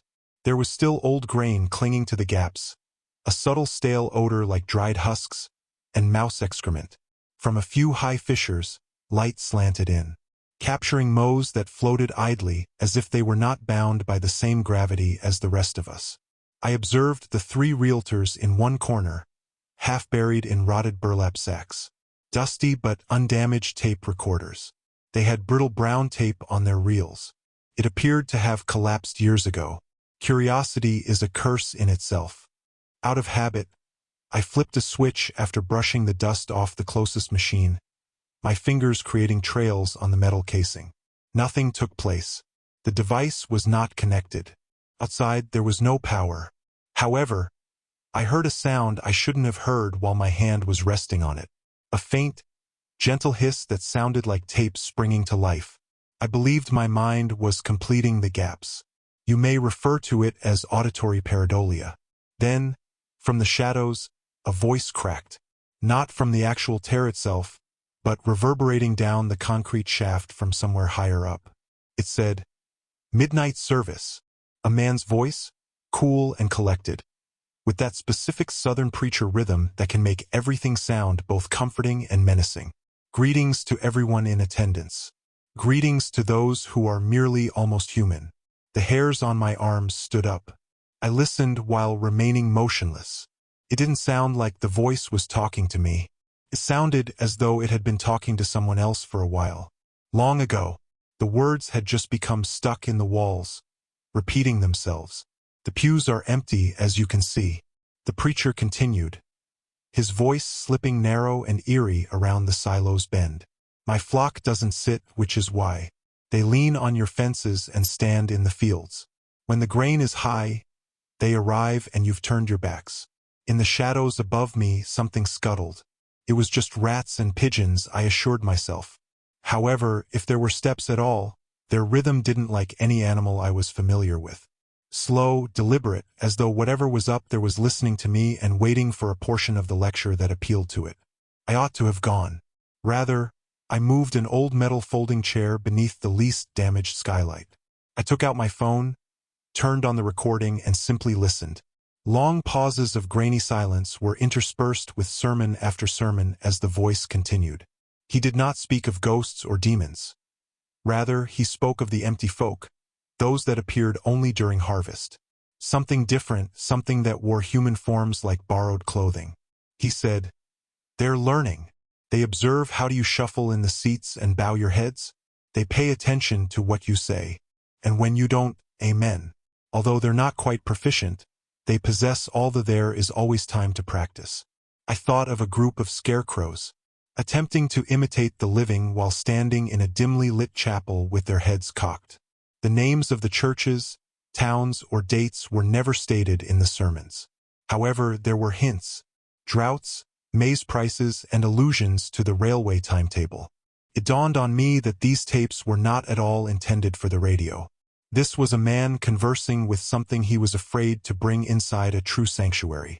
His voice trembled for the first time in one recording. He said, "They came to the door tonight. Not the individuals, those who are on the verge." The rhythm was off, yet they pounded as if they knew how. They do not yet comprehend hesitation. They have no idea what waiting entails. Since the first doorway opened for them, they believe that every doorway should. The grain elevator surrounding me was filled with the sound of his breath. That quiet whistle of a person attempting to contain their tears. I saw that I was holding my breath to match his. My chest was constricted. He said, "I asked what they wanted." One of them cocked its head. A moment after the skull, the skin acted as though it had just recalled. "We want what you give them," it stated. "Our goal is to be fortunate. We wish to be satisfied." For a brief moment, the tape warped, shifting, then becoming more distinct. I informed them that in order to be satisfied, you must first have something inside. To preserve yourself, you must have a self. They didn't comprehend. The absence of something is unknown to emptiness. It merely desires. From somewhere high, dust fell down as though the weight of something had shifted. A light dusting fell on my shoulders and in my hair. I dismissed it with unsteady fingers and made an effort to tell myself that it was simply the structure settling. As the recordings continued, they became increasingly frantic. The preachers began speaking directly to the vacant people. He cautioned in one that you can't simply walk row by row and take what isn't supplied. When people sleep in their chairs after dinner, you can't just sneak into them. This isn't how it operates. I heard a tiny sound in the ensuing silence. It sounded like a lot of bare feet on a concrete floor, shuffling wetly. It wasn't in the elevator with me. Not quite yet. However, it was close and meshed in whatever on that tape memory had become stuck. "Get out!" he abruptly yelled, sharpening. "Leave this place. I live here. The fields are yours. You've the shadows. This is not something you get to have." The noise ceased. The tape crackled to quiet. I sat in the darkness with my phone screen and my heart pounding, dimly flickering in my lap. My own breathing through the tiny microphone icon appeared narrow and jagged. I'm not sure how long I stayed, but it was long enough to hear the click on the final tape. "The last service will be this one," the pastor stated. His voice sounded worn out and raspy.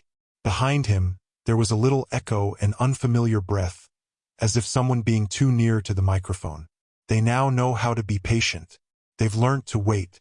They have mastered imitation." He laughed tremblingly. The phone at the service station telephone, he claimed they entered the church tonight. Not all at once. One was seated in the rear pew, then one next to the front, and so forth, until I discovered that I didn't own half of the congregation. As they spoke, their mouths moved. Their hands discovered the appropriate folds.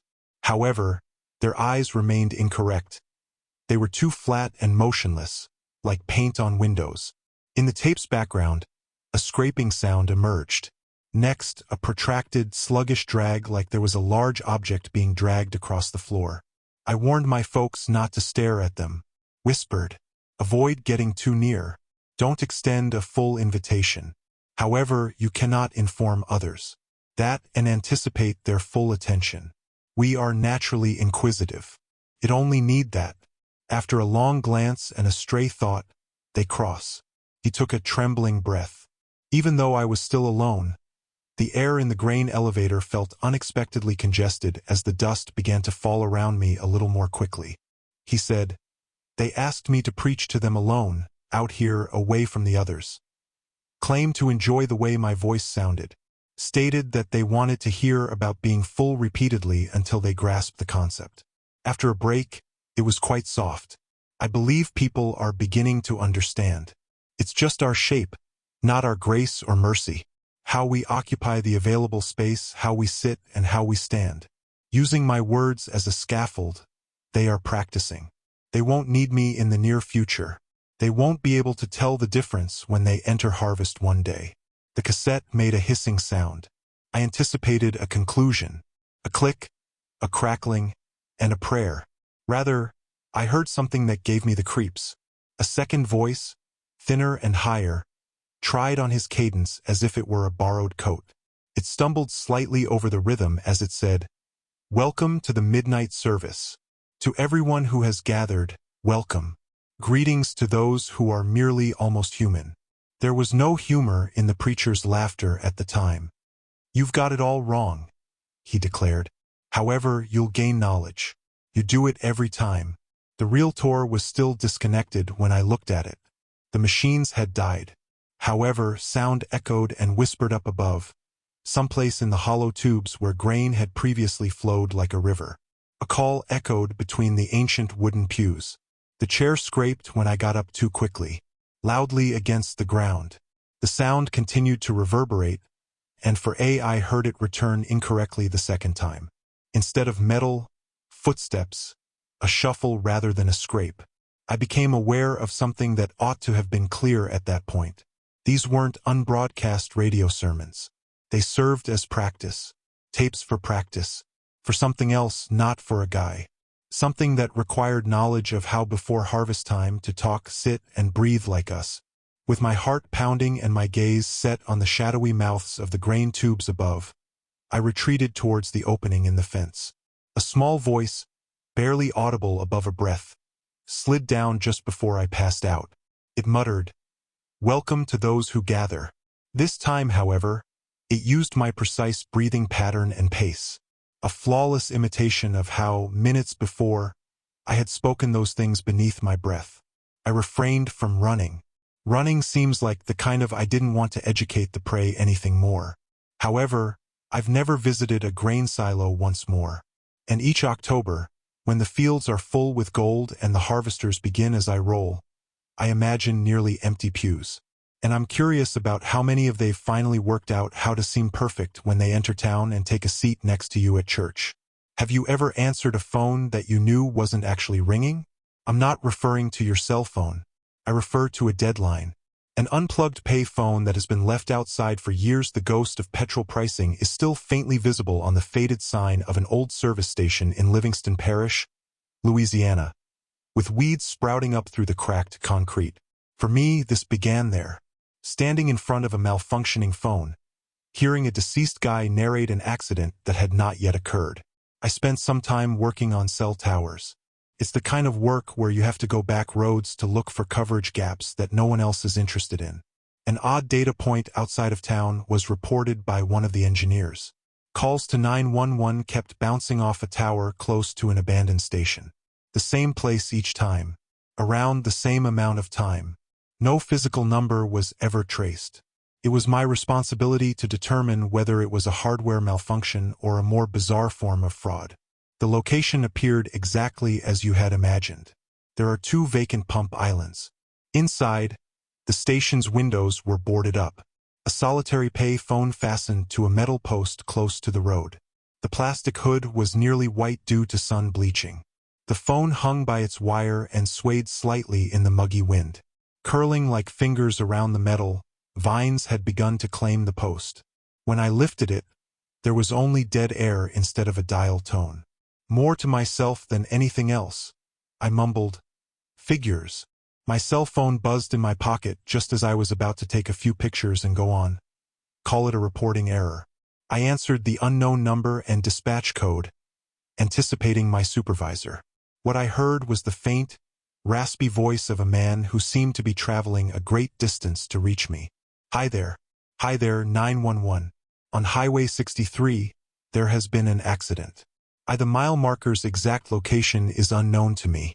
The historic service station is close by. Please, I am unable to get my wife and daughter out of the car. The truck appeared out of nowhere. Please move quickly. I froze. I was holding a pay phone that was still deceased. No clicks, no dial tone, nothing.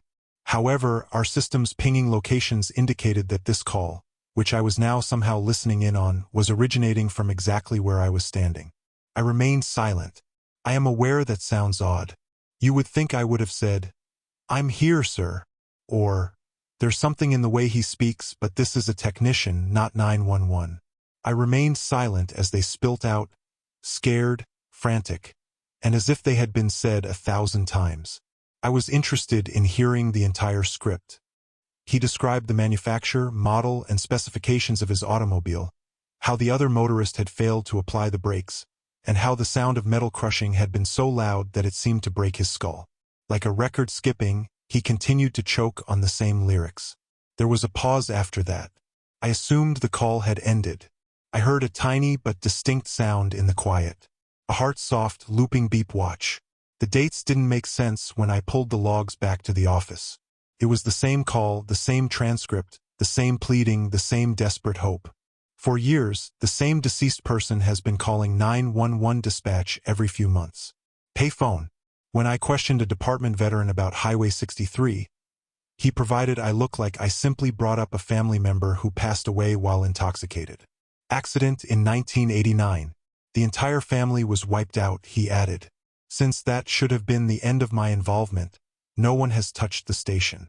Filed a report. The case is closed under interference that cannot be explained.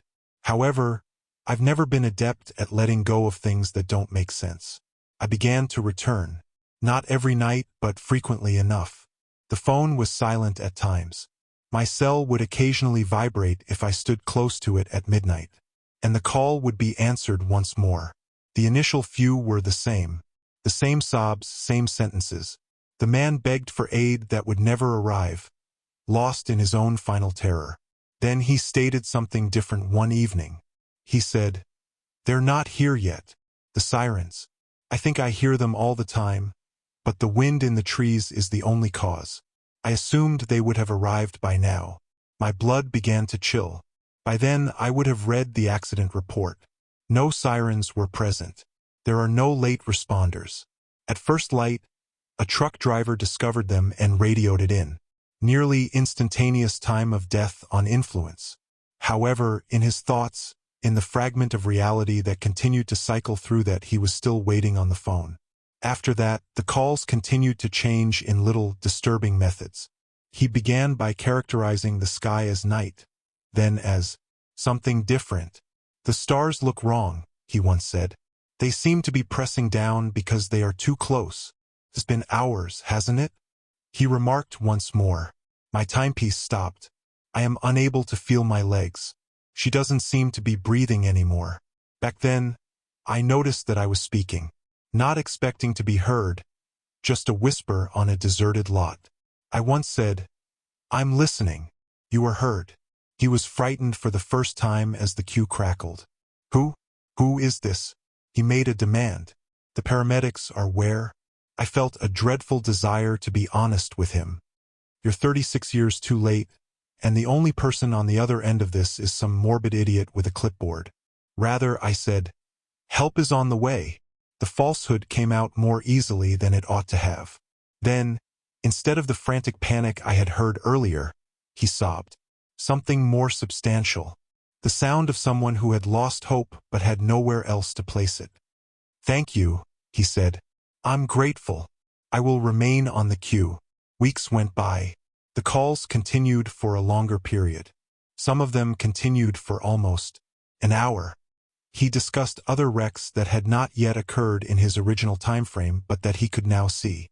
3 miles up the road, a car is nosing into a tree, a semi-jackknifing on a damp curve, a pickup passing through a stop sign. "They are visible to me," he muttered. "They're all waiting as well." It appears as though all of the waiting has been consolidated into one location. The calls that were unsuccessful. Before the hit, each breath was held. "Everything is with me here." That's when I realized something I couldn't articulate in words. He was stuck in the queue for more than just his final moments. Everyone owned it. For each 911, what was your emergency that ended prematurely? There is nothing but static on every free line. Not because there was nothing to say, but rather because no one remained to express it. More of them pressed in each time I stood there holding that lifeless phone. A woman describes how a bedroom is filled with smoke. From the edge of a ravine, a teenager attempts to provide coordinates. His voice faded as his phone the battery ran out. A suffocating, silent sound that could have been someone imprisoned beneath something heavier or underwater. The Highway 63 man began to change the tone of his voice. He was no longer merely pleading for himself. One night he stated, "There's a boy here.